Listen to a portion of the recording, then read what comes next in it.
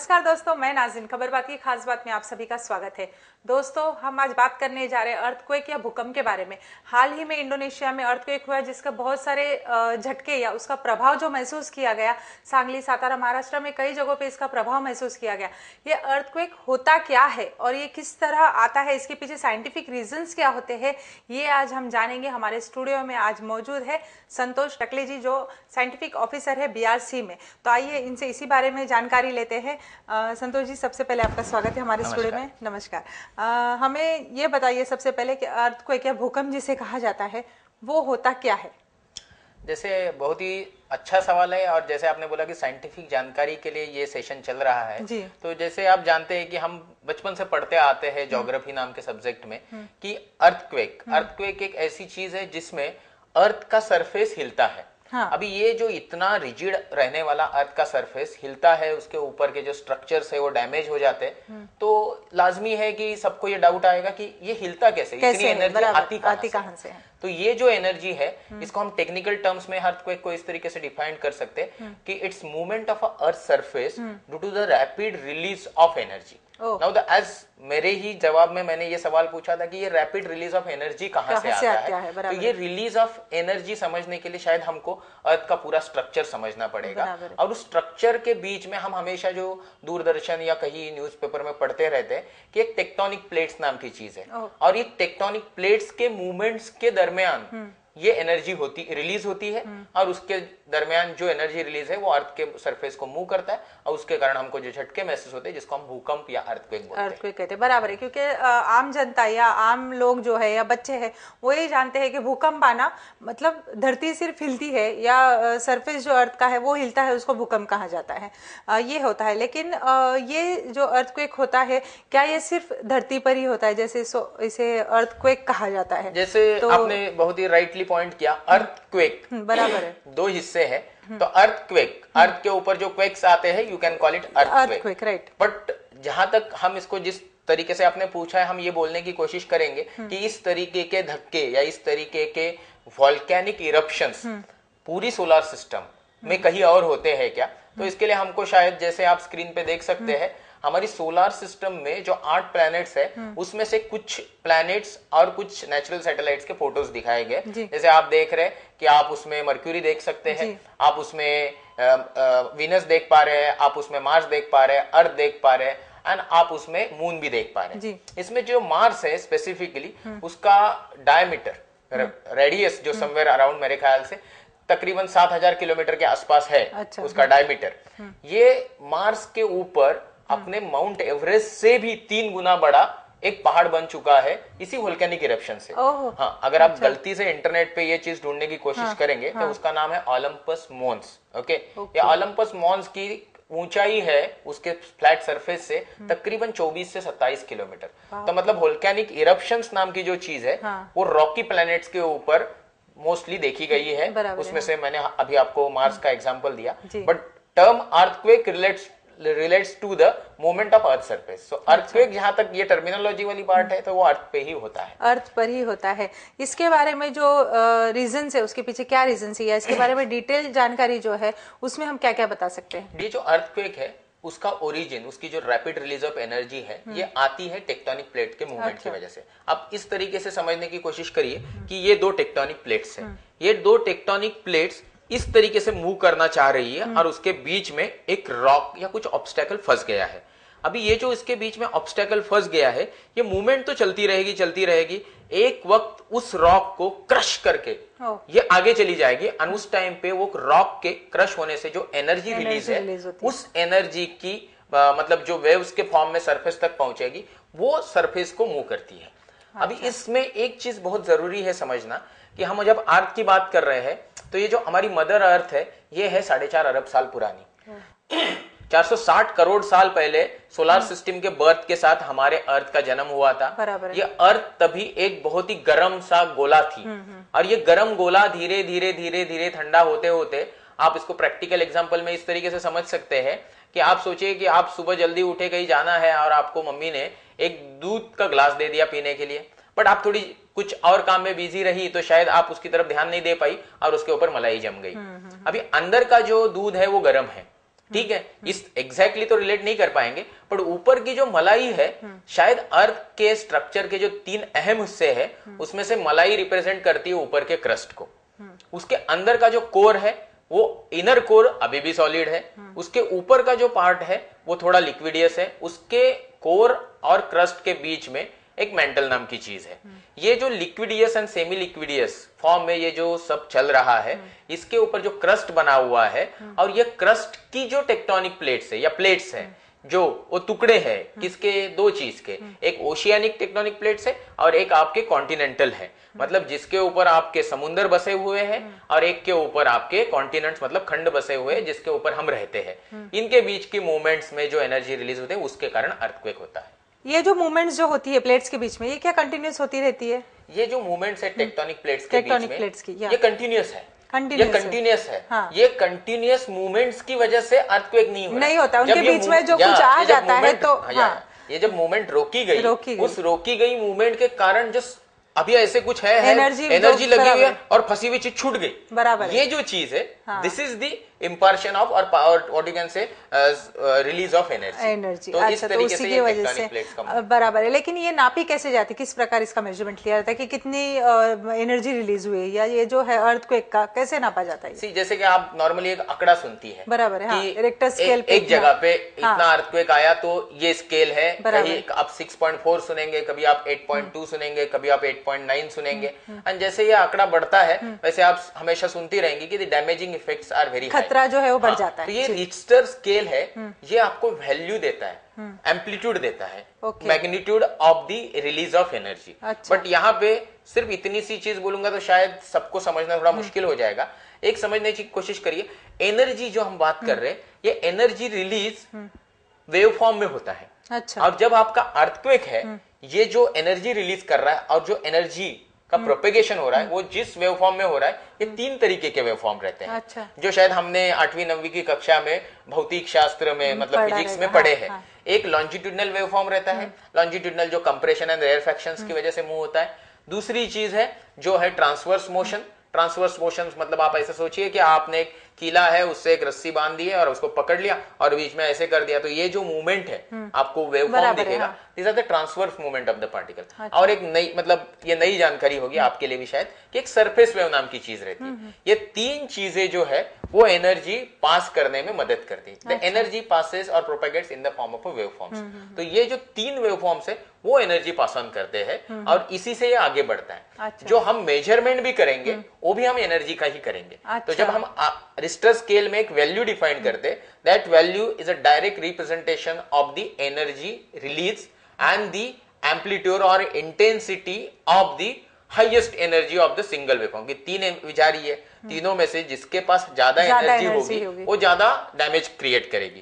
तो जिसकी एनर्जी ज्यादा है वो वैल्यू वो रिप्रेजेंट करती है। अच्छा, लेकिन अब जब वैल्यू बताई जाती है, जैसे हमने कहा कि अब इंडोनेशिया में जो हुआ था वो 8.2 का था, ऐसे कितने मात्रा पे जाता है तो वो डेंजरस हो जाता है, खतरनाक हो जाता है, और कितना कम से कम होगा तो वो डेंजरस नहीं होता है और उसके बाद खतरा पैदा होना शुरू होता है? इस सवाल को मैं इस तरीके से थोड़ा लेके बताऊंगा कि थोड़ा आपसे ही सवाल पूछूंगा कि तकरीबन एक आम आदमी के ये समझ की बाहर की चीज है कि 10 लाख से भी ज्यादा भूकंप ये अर्थ महसूस करती है एक साल में। क्या बात कर रहे हैं? हाँ, जबकि ये जो 10 लाख का आंकड़ा है ये काफी कॉम्प्लिकेटेड लगता है, काफी डरावना लगता है। ओके, मतलब इट्स लाइक कि लोग डर जाएंगे, बट बात ऐसी है कि ये यहाँ से ही शुरुआत होती है। मैं बोल रहा हूँ कि कंटिन्यूअसली आपकी टेक्टोनिक प्लेट्स मूव रही, मतलब जहां भी ऑब्स्टेकल आ गया तभी अर्थक्वेक का इंडिकेशन आपको मिलेगा। ये जो है ये चालू होता है तकरीबन very low level 0 Richter scale से चालू होके हाईएस्ट वैल्यू अब तक दुनिया में जो आया है वो एक बार चिली में आया था, 1960 की बात है शायद। ये 1960 में जो आया था उसका मैग्नीट्यूड था 9.5। This is the highest Richter scale magnitude ever experienced by the Earth। मतलब हमारे ह्यूमन सिविलाइजेशन में, या जब हम इसकी स्टडीज या रिकॉर्डिंग चालू कर दे। ये जो मैग्नीट्यूड आपने जो सवाल पूछा था कि कौन से मैग्नीट्यूड के बाद ये थोड़ा डैमेजिंग हो जाता है, वो मैग्नीट्यूड इस पे डिपेंड करता है कि 3 का भी डैमेजिंग हो सकता है, 4 का भी डैमेजिंग हो सकता है, शायद 5 का भी डैमेजिंग हो सकता है। तो मतलब 3 के नीचे जो है वो शायद इतने अच्छे से महसूस नहीं होते, पर 3 साढ़े 3 रिक्टर स्केल के बाद वो आपको महसूस होने चालू हो जाएंगे। 5 के बाद तो अगर आपके स्ट्रक्चर्स अर्थक्वेक एज सच आपको कुछ डैमेज नहीं करता, बराबर है, नहीं करता। अर्थक्वेक के कारण जो जमीन की मूवमेंट होती है उसके ऊपर जो हम स्ट्रक्चर्स बनाए हैं, अगर वो उस तरीके से इंजीनियर नहीं किए गए हैं तो शायद उसके जो डैमेज होगा और उसके पास इन टर्न जो हमारी मतलब ह्यूमंस को बॉडीली या फिर आप बोल सकते हैं जो हमारी वेल्थ है उसको जो डैमेज होता है वो डैमेज है। तो ये डैमेज अगर आप नॉर्मल स्केल पे बोले तो शायद रिश्टर स्केल 4.5-5 के बाद थोड़ा डैमेजिंग हो सकता है। अच्छा। इसके बारे में ज्यादा डिटेल्स आप स्क्रीन पे देख सकते हैं, वहां पे अच्छे से लिखा हुआ है कि किस रिश्टर स्केल के बाद किस इफेक्ट पे ये जाता है, तो उसको आप समझ सकते हैं एंड देन आप आगे बढ़ सकते हैं। मैं यहाँ पे आपको पूछना चाहूंगी और एक, ज्यादा से ज्यादा भूकंप देखे जाते हैं जापान में या इंडोनेशिया में, इसके पीछे क्या रीजन है कि वहां पे ज्यादा मात्रा में कंस्ट्रक्शन वैसा है, इस वजह से होते हैं या क्या चीज है जो वहां पे ज्यादा भूकंप पाए जाते हैं? नहीं, देखिए, as far as the earthquakes are concern, human intervention मतलब हम जो यहाँ कंस्ट्रक्शंस वगैरह कर रहे हैं इसका ज्यादा संबंध नहीं आता है। इसका संबंध जैसे बोला कि ये टेक्टोनिक प्लेट्स मूवमेंट है, सदियों से होते आ रहा है। कभी ये सारे भूभाग जो है साथ में थे जिसको हम पेंजिया बोलते थे, बाद में छूट गए, जैसे अफ्रीका से छूटते हुए हिंदुस्तान आके चाइना की बॉर्डर से टकराया और अपना हिमालय बन गया।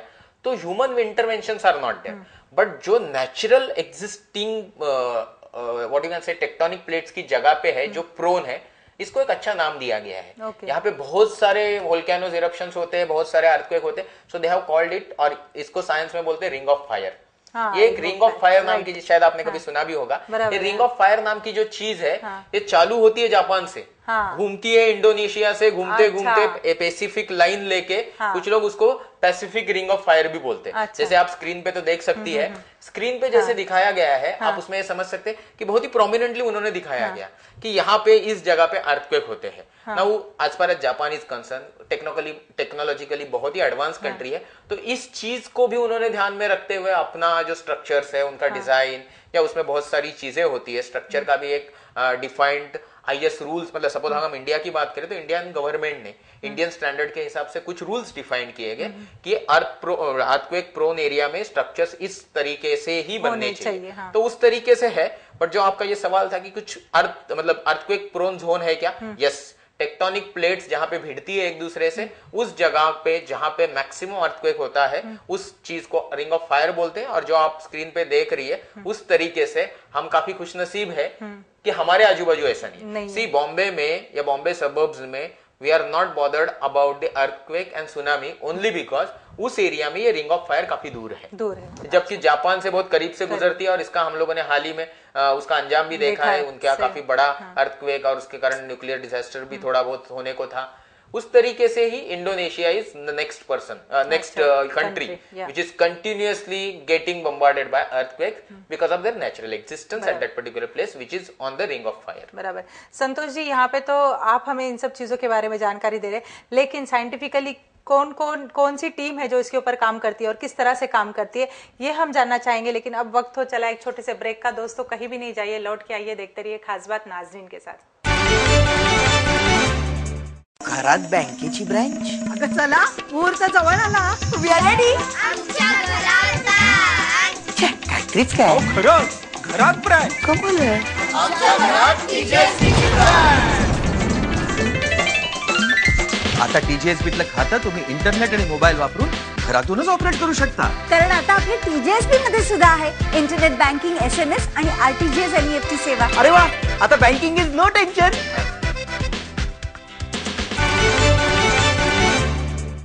दोस्तों ब्रेक के बाद फिर एक बार आपका स्वागत है। आप देख रहे हैं खास बात नाजरीन के साथ।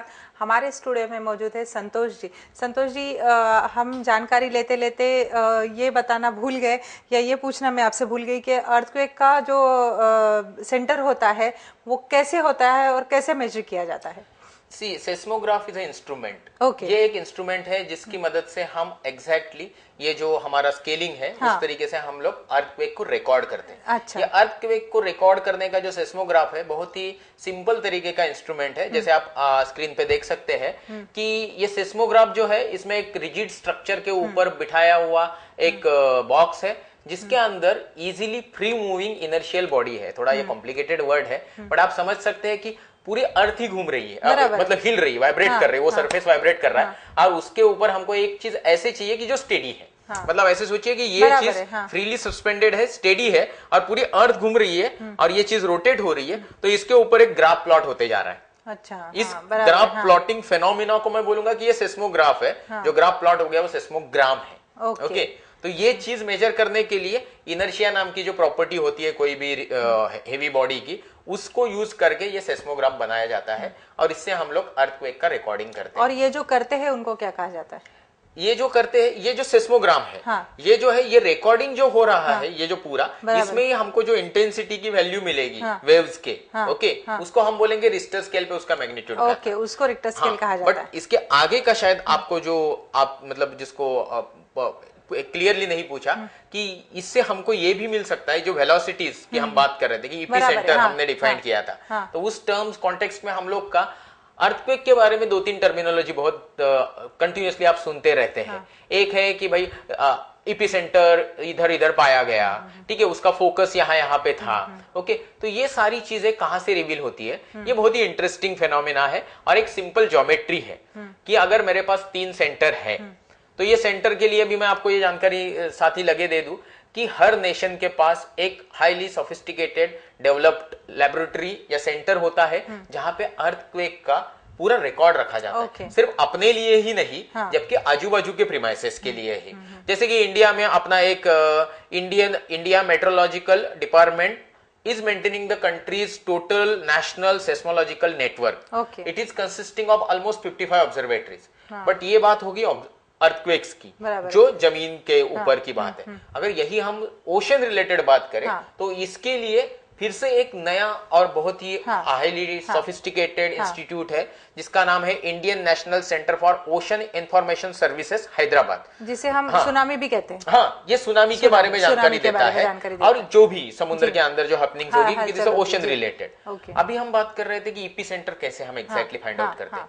ईपी सेंटर फाइंड आउट करने के लिए सपोज ऐसे सोचिए, जैसे आपको डायग्राम में दिखाया जा रहा है कि यू हैव 3 लोकेशन पे आपके अर्थक्वेक फाइंड आउट करने के सेंटर्स हैं और आपके पास मैंने जो 3 बताई थी वो वेव्स पहुंच रही है। एक का नाम है लॉन्जिट्यूडनल, जिसको हम पी वेव बोलते हैं, दूसरे का नाम सेकेंडरी या शेयर वेव है, एंड तीसरी जो सरफेस वेव। इन तीनों के बीच में अंतर है। मतलब प्राइमरी वेव बहुत फास्ट होती है, जल्दी पहुंचती है, सेकेंडरी वेव थोड़ी स्लो होती है, उसके बाद सरफेस वेव पहुंचती है। इनके बीच में जो टाइम लैग है, इससे मेरा सेंटर ये ढूंढ के बता सकता है कि ईपी सेंटर मतलब जहां पे एनर्जी रिलीज हुई अर्थ के क्रस्ट के अंदर, जैसे हम भूकंप का केंद्र बोलते हैं, केंद्र बिंदु जिसे भूकंप का केंद्र बिंदु अर्थ के गर्भ में मतलब क्रस्ट के अंदर। सपोज अब हम अभी सुमात्रा की बात करें जहां पे हाल ही में 11 अप्रैल को हुआ, वहां की बात करें तो वो जहां लोकेटेड था अंदर में, ओके, वो है आपका फोकस या हाइपो सेंटर। ओके, उसका जो प्रोजेक्शन अर्थ के सरफेस के ऊपर है वो उसको हम बोलेंगे ईपी सेंटर। अभी ये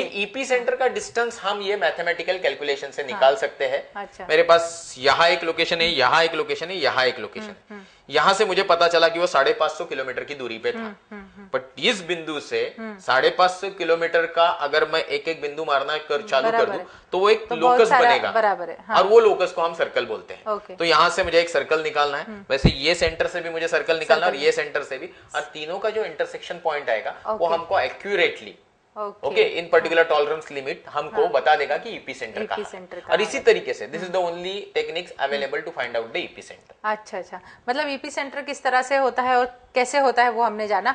रेक्टर स्केल जो होते हैं वो भी आपने कहा कि जो वाइब्रेटर के जितना जल्दी हमारे पास पहुंचता है उसको रेक्टर स्केल कहा जाता है। रेक्टर स्केल किसको कहा जाता है? Richter scale is a magnitude. Richter scale is a representation of the magnitude of energy release in that particular phenomena of tectonic plates movement, जिसको हम जो ऊपर आता है तो हम उसको अर्थक्वेक बोलते हैं। This is the representation of energy release. Energy release जैसे होता है उसको। इसी में मैं थोड़ी जानकारी जोड़ दूं, ये रिक्टर स्केल आप सुन रहे हैं, बट ये एक ही तरीका नहीं है। रिक्टर स्केल के अलावा भी कुछ और तरीके हैं जिससे आप हाई मैग्नीट्यूड के भूकंप की जानकारी ले सकते हैं। शायद हायर मैग्नीट्यूड 8 के ऊपर रिक्टर स्केल उतना एक्यूरेट एंड ऑथेंटिक नहीं है जितना एक momentum magnitude. I am not expert in that particular field, but शायद वो एक टेक्निक है जिससे हम हायर रिक्टर स्केल के ऊपर के भूकंप की तीव्रता के बारे में जानकारी ले सकते हैं। लेकिन ये भूकंप की जो तीव्रता होती है इसके ऊपर हम किस तरह से रिएक्ट कर सकते हैं? मतलब अगर डैमेजेस हो रहे तो हम किस तरह से अपने आप को सेव कर सकते हैं? फैमिली प्रोटेक्शन है, उसके बारे में भी आप बताइए। इसके बारे में तो अपना हर देश का एक आपदा नियंत्रण मतलब डिजास्टर मैनेजमेंट आप जिसको बोल सकते हैं, ऐसी स्कीम्स रहती है। बट ऐसे सब स्कीम्स के बारे में जब भारत देश में कहेंगे तो एक बहुत इंपॉर्टेंट फैक्टर आता है, वो है पॉपुलेशन। एंड इसके साथ एक और भी चीज आती है कि जनरल ओरिएंटेशन ऑफ पॉपुलेशन। हमारे यहाँ लोगों की इस तरीके का दृष्टिकोण या उस तरीके का टेम्परामेंट है कि नहीं। बट पहले इस चीज में न जाते हुए अगर हम जनरल टर्म्स में बात करें तो शायद मैं आपको बता दूं कि इस तरीके के मूवमेंट में हमको दो फ्रंट लेने हैं, एक है जनरल और एक है फैमिली फ्रंट। फैमिली फ्रंट पे शायद मैं अभी सवाल से ही जवाब चालू कर दूं कि इस चीज को भूल जाइए। ऐसे ही सोचिए कि आप एक टावर में रहती है और गलती से आग लग गई और आपको अभी निकलना है। ऐसे में आप क्या क्या चीज घर से निकालोगे बाहर? You may be interested as a lady, you may be interested in jewellery. शायद आप चाहेंगे कि ज्वेलरी मेरी घर में जितनी है मैं निकाल के लेके चलूं। शायद बच्चे कंपनी है तो उनको किसी और चीज में इंटरेस्ट होगा। इस तरीके से कोई प्लानिंग होता ही नहीं। See we don't think in that direction. See that preparation is not there in our mind any time. अगर इस तरीके से हम इस चीज को देखने लगेंगे तो शायद आज हमको प्रिपरेशन करना है कि any disaster happens and then specific suppose earthquake happens or tsunami happens। तो इस तरीके से अगर मैं सिर्फ अभी मद्देनजर रखते in general as well as earthquake की बात करूं तो शायद हमको फैमिली से चालू करते हुए पहले ये देखना है कि आपको अगर ऐसे लग रहा है कि earthquake आ गया है, सी दैट अगर आप घर के बाहर निकल के एक ओपन स्पेस में नहीं जा पा रहे हैं तो शायद आपको आपके घर में ही एक ऐसी जगह में घुस जाना है जिसके ऊपर आपके फॉल सीलिंग से लेके या कोई घर में जो हेवी चीज रहेगी वो आपके ऊपर न गिर जाए। ऐसे सोच लीजिए कि आपके घर में एक छोटा सा अलमीरा है, बहुत ही मजबूत चीज है वो, और आप उसके अंदर टेम्परली घुस गए तो गिरने वाली चीज, हर चीज से आप प्रोटेक्ट हो गए। इसका प्राइमरी आप ये भी कर सकते हैं कि एडवांस प्रिपरेशन के तौर पे आप कोई भी हेवी चीज ऊपर की तरफ मत रखो, उनको जितना हो सके उतना जमीन के करीब रखो तो गिरेगी ही नहीं। तो ये हो गया कि आप निकल नहीं पा रहे। But in case you happen to be out of building तो ऐसी केस में आपको ये देखना बहुत जरूरी है कि आप ये देखेंगे कि आप जितना हो सके उतना ओपन स्पेस में चले जाए। बराबर है। मतलब सपोज आप कार में है एंड earthquake हो रहा है तो ऐसा मत सोचिए कि you are safe in car. शायद आप झाड़ के नीचे से गुजर रहे हैं किसी या आप कहीं पावर लाइंस, अपने देश में जो इलेक्ट्रिकल सप्लाई लाइंस है वो सरफेस के ऊपर से पास होती है तो आप वहां से पास कर रहे हैं और है तो शायद वो टूट जाए और आपके ऊपर गिर जाए। तो इस चीज को आप ध्यान रखेंगे तो शायद बाहर की तरफ आपको ये देखना है कि you should be in open space. आप जब अंदर की तरफ है तो अपनी सेफ्टी के लिए आपको कहीं छुप जाना है। जनरल सेफ्टी के लिए आपको ये देखना है कि gas connection, in case it is centralised gas connection system, आपको स्विच ऑफ करना है, उसको बंद कर देना चाहिए।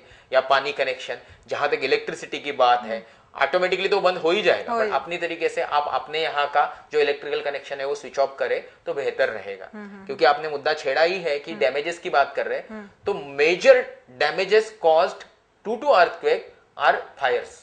और ये फायर्स होती है because of the power lines, gas explosions. और इस तरीके से अगर हम देखने जाए तो इस चीज के बारे में हमारा अच्छा प्लानिंग रहेगा तो प्रोबेबली जो आफ्टर इफेक्ट्स हैं, मतलब अर्थक्वेक हो गया, अर्थक्वेक के कारण बिल्डिंग्स और सामान का, जान माल का थोड़ा बहुत नुकसान हो गया, बट ह्यूमन बींग्स के जो प्रिपरेशंस है जैसे बिल्डिंग स्ट्रक्चर्स से लेके हर चीज और जो हमारा फायर लाइन से लेके everything, it will not induce some further damage. तो इसके लिए शायद हमको बेसिक तौर पे ये देखना चाहिए। बट आप स्क्रीन पे एकदम सिस्टमेटिक तरीके से देख सकते हैं कि this are the family guidelines to be taken during earthquake when you are inside building. Probably आपको ये भी दिखेगा उसमें कि what is to be done before earthquake, आप देख पा रही है। इसके बावजूद हम आगे देख सकते हैं कि what is to be done during and after earthquake. जैसे कि आपको थोड़ा अलग तरीके से जा रहे हैं हम लोग, बट डर बहुत बेकार चीज है। मतलब अच्छों को वो हौसला अगर आपका बुलंद नहीं है, आपकी मतलब इच्छा शक्ति प्रबल नहीं है, तो आप वैसे ही डिमोरलाइज होके ही आपको बहुत तकलीफ होती है। बराबर है। हादसे के बाद आपका काम रहना बहुत जरूरी है। मतलब ऐसे बोलते हैं ना कि सांप काटने के बाद बहुत बार वो नॉन वेनमस रहता है, फिर भी बहुत सारे लोग मर जाते हैं बिकॉज ऑफ डर। तो ये जो डर है वो कम करने के लिए आपको इस तरीके का आपके यहाँ ही थोड़ा ओरिएंटेशन प्रोग्राम रखना चाहिए। मतलब जनरल पब्लिक के लिए एक प्रिपरेशन बेसिक लेवल पे आपको करना चाहिए। और इस प्रिपरेशन का ड्रिल बहुत जरूरी है करना। मतलब regular practice makes man perfect. इस हिसाब से अगर आप देखेंगी तो शायद इस तरीके के orientation and drills regular basis पे परफॉर्म हो तो अचानक होने से जो धांधली हो जाती है या कैओस मच जाता है शायद वो कम होगा। यहाँ पे मैं पूछना चाहूंगी, जैसे आपने कहा कि बिफोर अर्थक्वेक हम प्रिकॉशंस लेते हैं, तो बट बिफोर अर्थक्वेक का मतलब क्या है? क्या हम प्रेडिक्ट कर सकते हैं या साइंटिस्ट प्रेडिक्ट कर सकते हैं कि अर्थक्वेक होने वाला है? या सी as per I told you this, कुछ चीजें है, कुछ जगह है जहाँ पे प्रिडोमिनेंटली अर्थक्वेक आता है तो उनका रेडीनेस ऑलरेडी है। हाँ। बट अगर ब्लंटली ये पूछा जाए कि आप मुझे बता सकते हैं क्या अर्थक्वेक के बारे में 100% prediction, then the blunt answer is no. See technologies has not evolve to that particular stage कि आपको बताया जा सके कि आज इस डेट पे इस जगह पे अर्थक्वेक इस स्केल का होने ही वाला है। यहां तक मैं बोलूंगा कि अर्थक्वेक होने के बाद भी इमीडिएटली जानकारी नहीं कभी मिलेगी आपको, तकरीबन कुछ हफ्तों का गैप रहेगा जब आपको डिटेल जानकारी मिलेगी। मतलब डिटेल जानकारी मिलने के लिए भी अर्थक्वेक होने के बाद वो लोकेशन ढूंढा जाता है, उसके आजू बाजू क्या हुआ ये डिटेल्स ढूंढे जाते हैं। तो उस तरीके से आप समझ सकती है कि ये बहुत ही कॉम्प्लिकेटेड है प्रेडिक्शन। आगे जाके मैं बोलूंगा इवन कंट्रोल मैं वही पूछने वाली थी कि अगर कंट्रोलिंग करना है तो क्या हम कंट्रोल कर सकते हैं? मुझे अभी ये सवाल से याद आ गया मेरा ज्योग्राफी का आई थिंक 6ठी या 7वीं कक्षा का किताब जिसमें कंट्रोल ऑफ अर्थक्वेक के लिए एक सुझाव था कि उसमें आपको मैक्सिमम हो सके उतना वाटर पंप करना है। अच्छा। मतलब water is not pure water which is portable drink जिसको हम करते पीते हैं, but probably sewer lines waste everything can be pumped, gallons of water can be pumped in that epicentre. उसके बाद वहां से आने वाले चांसेस प्रेडिक्शंस है कि मैक्सिमम रिक्टर स्केल्स के भूकंप जो है वो लिमिटेड हो जाएंगे मिनिमम मैग्नीट्यूड के लिए। तो this can be one remedy और control which is suggested for this earthquake management. लेकिन वो भी जब हमें आने वाला है ऐसे पता चल जाए तो हम ये कर सकते हैं? नो या सी मैं रिंग ऑफ फायर की बात कर रहा हूँ। तो रिंग ऑफ फायर पे एपिसेंटर्स तो खुले हुए, मतलब एपिसेंटर सारा अवेलेबल, क्योंकि वहां पे तो कंटिन्यूअसली होता है, वो हंट भी होते हैं। फिर वो होने के बाद उस जगह पे हम ये रेमेडियल एक्शन ले सकते हैं। अच्छा, और सेफ्टी के लिए क्या हम कर सकते हैं? सेफ्टी किस तरीके की सेफ्टी? जैसे हमें अर्थक्वेक से कुछ सेफ्टी लेनी है उसके पहले तो हम क्या कर सकते हैं? जैसे जापान में हाउसेस के कंस्ट्रक्शन से या इस तरीके के कुछ सेफ्टी प्रोजेक्ट्स हम कर सकते हैं क्या? क्योंकि अभी जैसे कहा जाता है कि अभी न्यू कंस्ट्रक्शन जो आ रहा है उसमें अर्थक्वेक सेफ्टी बनाई जाती है, तो ये क्या होता है बेसिकली? जो हम आप नॉर्मली जानते होंगे कि जो हमारे बिल्डिंग कंस्ट्रक्शंस में जो मटेरियल यूज होता है, कंक्रीट है, रॉक्स है, क्रस्ट रॉक्स है, और इसके अलावा रेनफोर्स, मतलब उसके अंदर सरिया भी आती है लोहे की। इसको रिनफोर्स्ड कंक्रीट बोला जाता है, ठीक है, इंजीनियरिंग टर्म्स में। अभी आपको ये जान के बड़ी खुशी होगी कि अगर स्ट्रक्चर रिजिड है तो उसको अर्थक्वेक से डैमेज ज्यादा होगा, फ्लेक्सिबल है तो वो अर्थक्वेक सह जाएगा। इसको आप समझने की मतलब कोशिश करिए कि इस ग्लास को मैं उठा के यहाँ डंप कर दूं तो ये कड़क है, ब्रिटल है, इंजीनियरिंग टर्म्स में टूट जाएगी। वही सपोज मैं इसी इतने ही वॉल्यूम का, इतने ही साइज का पतरा ले लूं और उसको डाल दूं तो शायद वो टूटेगा नहीं, क्योंकि वो डक्टाइल है, उसमें फ्लेक्सिबिलिटी इनबिल्ट है। ओके, इसको हम डक्टिलिटी या जो भी हम टफनेस बोलते हैं। इस तरीके के स्ट्रक्चर्स अगर आपके उस मद्देनजर जो गाइडलाइंस है जिसमें आपकी फ्लेक्सिबिलिटी रहेगी, जैसे कंक्रीट का उन्होंने एक प्रपोर्शन बताया है, स्ट्रक्चर्स में स्पेसिफिकली अर्थक्वेक प्रोन जोन में रबर इनबिल्ट स्ट्रक्चर्स डाले जाते हैं जो फ्लेक्सिबिलिटी इंड्यूस करते हैं। या फिर आप ऐसे कर सकते हैं कि जो बेस है वही रिजिड नहीं है। जब ऐसे ब्रिजेस में वगैरह आप नॉर्मली देखते होंगे, ब्रिज स्ट्रक्चर्स वगैरह रहता है, वो रिजिड वेल्डेड जॉइंट नहीं कभी भी रहेगा। वो जॉइंट नॉर्मली ऐसे तरीके का रहेगा कि इन मेजर मूवमेंट्स वो जॉइंट हिल सकता है, हिलेगा। वो फ्लेक्सिबिलिटी रहती है। अर्थक्वेक घंटों के लिए नहीं आता, अर्थक्वेक सेकंड्स के लिए आता। उस दरमियान जो आपको जैसे डायग्राम में दिखाया जाएगा कि मूवमेंट है अर्थ के, इस तरीके की मूवमेंट है, इस तरीके की मूवमेंट है, इस तरीके की मूवमेंट है, इन तीन मूवमेंट्स को एब्सॉर्ब करने के लिए आपके स्ट्रक्चर में कैपेसिटी होनी चाहिए। वो अगर आपका स्ट्रक्चर एब्सॉर्ब कर ले तो वो पार कर जाएगा ये चीज। अच्छा, बराबर है। और जैसे अभी जाते जाते एक आखिरी सवाल मैं पूछना चाहूंगी कि कितनी फ्रीक्वेंसी रहती है इनके आने की? कितनी दफा आ सकता है अर्थक्वेक, या एक बार आकर जाए तो क्या हम बता सकते हैं कि इतने दिनों के बाद फिर ये आएगा?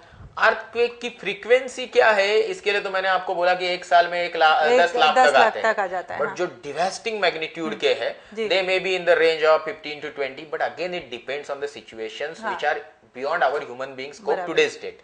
ये नेचुरल फेनोमेना है, जिसके लिए मैं आपको एक चार्ट दिखाना चाहूंगा। स्क्रीन पे आप देख भी सकते हैं कि स्क्रीन के ऊपर जो चार्ट दिख रहा है उसमें आपको एक फ्रीक्वेंसी दिखाई गई कि कितने मैग्नीट्यूड के अर्थक्वेक्स कितने आते हैं, कौन से प्रोन जोन्स है, एंड ये सब चीज आप एक बार ग्लांस कर लेंगे तो प्रोबेबली जो भी व्यूअर्स है, हमारे दर्शक, उससे इतनी तो एक्सट्रैक्ट कर ही सकते हैं इंफॉर्मेशन कि अर्थक्वेक एक नेचुरल फेनोमेना है, इसको आप रोक नहीं सकते हो, बट सेफगार्ड करने के लिए आप अपने आप को प्रिपेयर कर सकते हो, और इसके बारे में जितना हो सके आप उतना उसके बारे में पढ़ते रहिए, अपना टेक्निकल नॉलेज बढ़ाते रहिए। वो हम बढ़ाएंगे। और एक मैं यहाँ पे मेरे दिमाग में एक सवाल आया है कि ऐसे कहा जाता है या ऐसे अफवाह उड़ रही है कि 12/12/2012 में दुनिया खत्म होने वाली है, क्या इसके पीछे भी अर्थक्वेक ही है? देखिए, दो चीज है, एक है साइंस, एक है माइथोलॉजी। ओके, साइंस को और माइथोलॉजी को आप सेपरेट रखेंगे टेक्निकल डिस्कशन में उतना अच्छा है। मुझे आप कॉन्फिडेंटली पूछेंगे कि 2012 में नेचुरल कैलेमिटीज से ये कुछ मतलब दुनिया खत्म होने वाली है क्या? तो नेचुरल कैलेमिटीज अगर हम अर्थक्वेक के बारे में प्रेडिक्ट नहीं कर सकते तो हम मेटेओरिटिक इंपैक्ट के बारे में भी इतना कर नहीं सकते। बट इसके लिए नहीं होगी दुनिया तबाह क्योंकि वो कहीं लिखा हुआ है या किसी ने कैलेंडर बनवाया उसमें वो 2012 के बाद उसमें है ही नहीं, कैलेंडर ही नहीं बनवाया। ओके, तो इस चीज को हम जितना जोड़ेंगे नहीं उतना अच्छा है। मेरे पर्सनल ओपिनियन के हिसाब से आपको कोई चिंता करने की जरूरत नहीं है। 2012 नहीं, मेरे ख्याल से हम अगर आपस में जिस विध्वंसकारी टेक्नोलॉजी का रूप हम एक बहुत सारे मतलब व्हाट यू कैन से आर्मामेंट्स के फॉर्म्स में हम देखते रहते हैं और जिस तरीके से कंट्रीज एक दूसरे से झगड़ते रहते हैं, ये आपस की समझबूझ से और महात्मा गांधी ने दिए हुए तंत्र से, अहिंसा से हम मैटर सॉल्व करने लगेंगे तो फिर natural calamity will and this world, not human beings. क्योंकि आज का प्रॉब्लम यही है, नेचुरल कैलेमिटी से लड़ने के लिए ह्यूमन बीइंग्स फाइट कर रहे हैं, वो ठीक है, उनकी आपस की फाइट जो है वो बहुत डेंजरस एंड तकलीफ देह है। हमको इतनी सूझबूझ 21वीं सदी में दिखानी चाहिए कि हमको आपस के झगड़ने की एनर्जी जो है वो हमको कंस्ट्रक्टिव वर्क में लगानी चाहिए। क्योंकि हिंदुस्तान एक ऐसा देश है जहां भी आज भी बहुत सारे लोगों का रोजी रोटी का प्रॉब्लम है, तो हमें उसमें ध्यान देना चाहिए, हमारी एनर्जी वहां लगानी चाहिए, यही मैं कहना चाहूंगा। जी संतोष जी, आप हमारे स्टूडियो में आए, अपने बिजी शेड्यूल से इतना वक्त निकाला, हमारे दर्शकों को हमको ढेर सारी जानकारी दी, इसके लिए तहे दिल से आपका शुक्रिया अदा करती हूँ। धन्यवाद। धन्यवाद, थैंक यू वेरी मच। दर्शकों, ये थे संतोष जी जो हमें जानकारी दे रहे थे भूकंप के बारे में, इससे कैसे हम सुरक्षित रह सकते हैं और क्या क्या इसके बारे में अधिक हम जानकारी ले सकते हैं साइंटिफिक वे में। आपको हमारा कार्यक्रम कैसे लगा हमें बताना ना भूले, हमारा पता लिख लीजिए। हमारा पता है खबर बात, चैनल 1, JK प्लाजा, पहला माला, दुर्गा माता मंदिर के सामने, पनवेल। अधिक जानकारी के लिए संपर्क करें 9869009449। और दोस्तों, अपनी दोस्त नाज़रीन को दीजिए इजाजत, फिर आऊंगी रात 10:30 बजे लेकर खास बात नाज़रीन के साथ। तब तक के लिए शब बखैर।